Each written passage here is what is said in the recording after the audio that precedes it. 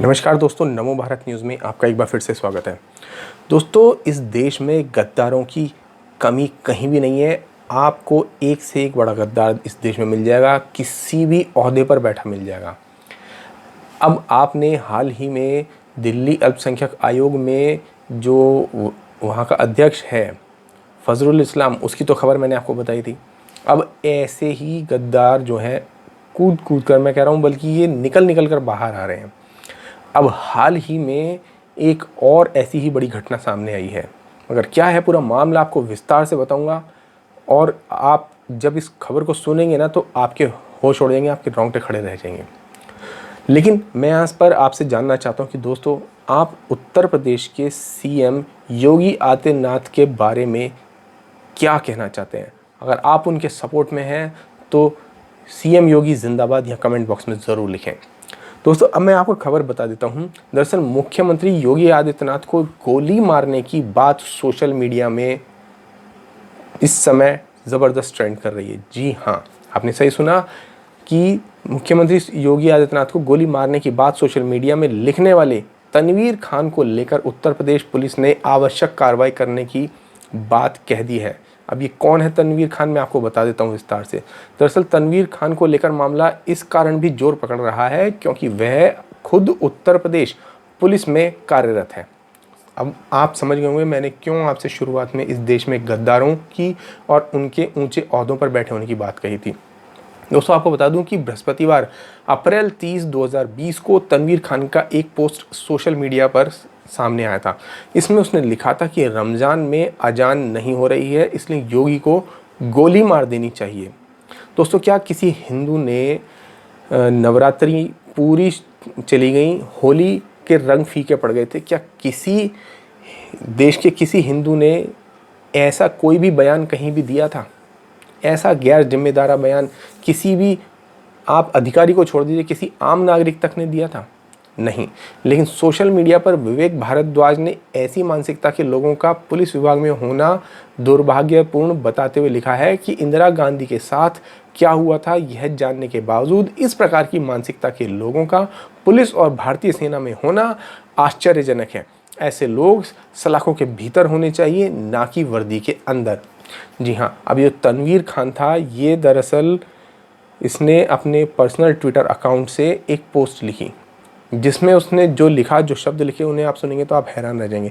लेकिन बेशक वो उसका पर्सनल ट्विटर अकाउंट हो रहा होगा, ऑफिशियल नहीं होगा, लेकिन यह व्यक्ति का जो विचार है या जो दिमाग है वो तो उसका ड्यूटी देते समय जिस वर्दी में वह होता है तब भी उसके दिमाग में होता है, वो विचार तो तब भी उसके ही दिमाग में होते हैं।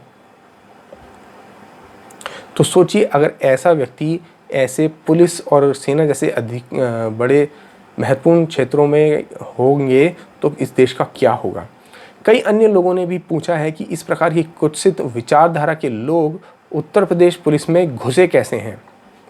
इस ट्वीट के जवाब में गाजीपुर पुलिस ने आवश्यक कार्रवाई के लिए साइबर सेल को सूचना दी जाने की बात भी कही है।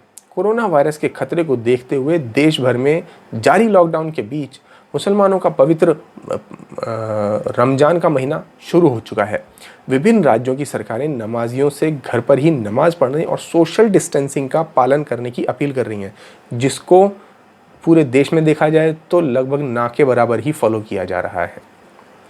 और इन सब वारदातों के बाद भी नमाज और अजान पर निर्देशों से गुस्साए तनवीर खान नाम के एक व्यक्ति ने सोशल मीडिया पर उत्तर प्रदेश के मुख्यमंत्री योगी आदित्यनाथ को गोली मारने की बात ही कह डाली।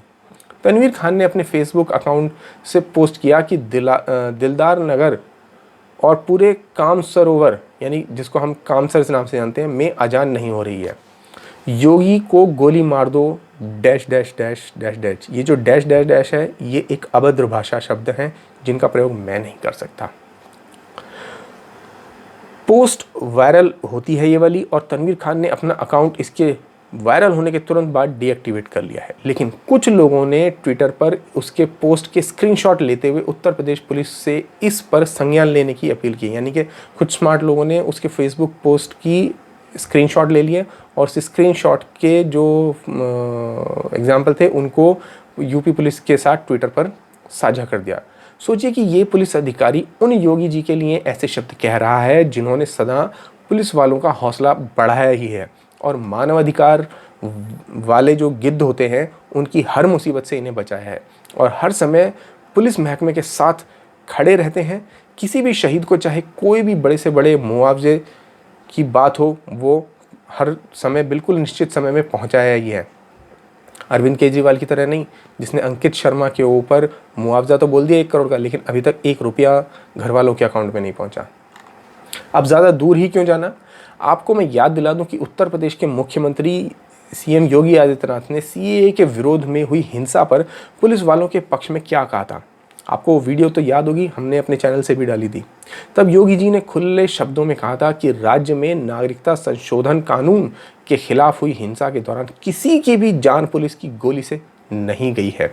जो भी मरे हैं वे उपद्रवियों की गोली से ही मरे हैं।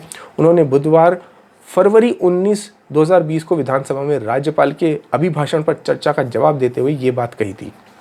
रिपोर्ट्स के अनुसार योगी आदित्यनाथ ने कहा था कि अगर कोई व्यक्ति किसी निर्दोष को मारने के लिए निकला है और वह पुलिस की चपेट में आता है तो या तो पुलिसकर्मी मरे या फिर वह मरे, किसी एक को तो मरना होगा। लेकिन एक भी मामले में पुलिस की गोली से कोई नहीं मरा है। मुख्यमंत्री ने सीए के खिलाफ प्रदर्शन के दौरान हुई हिंसा के मामले में पुलिस कार्रवाई की तारीफ करते हुए कहा था कि अगर कोई मरने के लिए आ ही रहा है तो वह जिंदा जा कैसे पाएगा। ज्ञात हो कि सीए के विरोध में बीते दिसंबर महीने में उत्तर प्रदेश में प्रदर्शन हुए थे। इस दौरान कई जगहों पर हिंसा हुई थी। इस पर यूपी के मुख्यमंत्री योगी आदित्यनाथ ने कहा था कि यदि कोई लोगों को निशाना बनाने के इरादे से सड़क पर उतरा है तो या तो वह मरता है या फिर पुलिसकर्मी मरता है। उन्होंने समाजवादी पार्टी के पर निशाना साधते हुए कहा था कि जिन लोगों ने अयोध्या में राम भक्तों पर गोलियां चलवाकर अयोध्या की मान्यता को दूषित करने का प्रयास किया, वो आज हमसे उपद्रवियों पर होने वाली कार्रवाई पर जवाब मांग रहे हैं। योगी आदित्यनाथ ने कहा था कि सीए के खिलाफ हिंसा हमें इस बारे में फिर सोचने को मजबूर करती है कि आंदोलन के पीछे से हिंसा कर रहे लोगों को राजनीतिक संरक्षण मिला था क्या। गत 15 दिसंबर को जामिया मिलिया इस्लामिया में हिंसा हुई तो मैंने अलीगढ़ प्रशासन को सतर्क रहने को कहा था। उस रात 15,000 छात्र सड़क पर उतरकर अलीगढ़ को जलाना चाहते थे। अंदर से पहले पत्थर और फिर पेट्रोल बम फेंके गए। उसके बाद असले चले। कुलपति के लिखित अनुमति देने पर ही पुलिस अंदर गई और हल्का बल प्रयोग किया गया। उत्तर प्रदेश के मुख्यमंत्री ने यह भी कहा था कि अब तक तो मैं सोचता था कि अपराधी भी अपने पुत्र पुत्रियों को अपराधी नहीं बनाना चाहते हैं, मगर यहाँ कुछ नेता हैं जो अपने पुत्र पुत्रियों को देश विरोधी नारे लगाने वालों के बीच भेज देते हैं। आप किस तरफ ले जा रहे हैं इस देश को, आप जाने।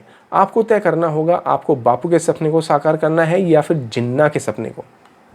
मुख्यमंत्री योगी आदित्यनाथ ने कहा था कि प्रदेश में सीए के विरोध में हुई हिंसा में देश विरोधियों के षड्यंत्र का पर्दाफाश हुआ है। उन्होंने कहा कि हिंसा फैलाने वाले पॉपुलर फ्रंट ऑफ इंडिया यानी पीएफआई के लोग हैं और PFI Simi student Islamic movement of India का नया वर्जन है। और आपको याद होगा कि पीएफआई का जो कनेक्शन था, जो सीए विरोध में जो उपद्रवी थे, उनसे उत्तर प्रदेश की पुलिस और योगी आदित्यनाथ ने ही ये खुलासा करके बताया था, जिसकी रिपोर्ट उन्होंने गृह मंत्रालय को, अमित शाह को भेजी भी थी।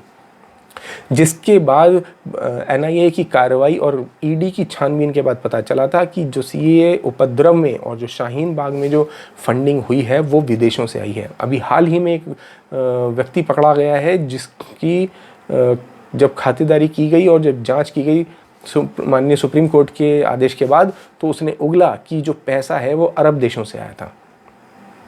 अब सोचिए, एक तरफ तो जहां अरब देशों से इस देश को तोड़ने के लिए पैसा आता है, मुहैया कराया जाता है, वहीं एक तरफ जो ये हैं अल्पसंख्यक आयोग के जो अध्यक्ष हैं वो उसी अरब देशों की धमकी हिंदुस्तान को देते हैं। और वहीं उसी देश में जहां उत्तर प्रदेश की कुछ समय पहले, कहीं की 4 साल पहले जो हालत थी वो हर किसी ने देखी थी, किस तरह से यहाँ पर केवल और केवल बहुसंख्यकों को प्रताड़ित किया जाता था।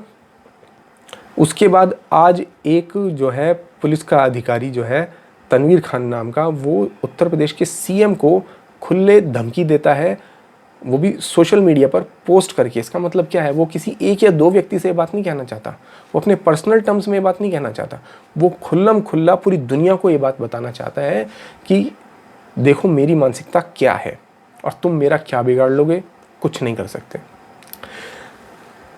हम यहाँ पर ये कहना चाहते हैं कि इसके खिलाफ यूपी पुलिस को और अन्य जो भी आधिकारिक जो बल हैं उनको इस व्यक्ति, इस पुलिसकर्मी के खिलाफ कड़ी से कड़ी कार्रवाई करनी चाहिए और इसको वो सज़ा मिलनी चाहिए जिसका ये अधिकारी है, ताकि आने वाले समय में भी लोगों को पता चल सके कि किस तरह से देश के विरोध में बोले जाने वाले शब्दों का कितना बड़ा नुकसान होता है। दोस्तों, आपका इस पूरी वीडियो पर क्या विचार है हमें कमेंट बॉक्स में लिखकर बताएं और साथ ही साथ इस वीडियो को शेयर करें ज़्यादा से ज़्यादा। धन्यवाद। जय हिंद।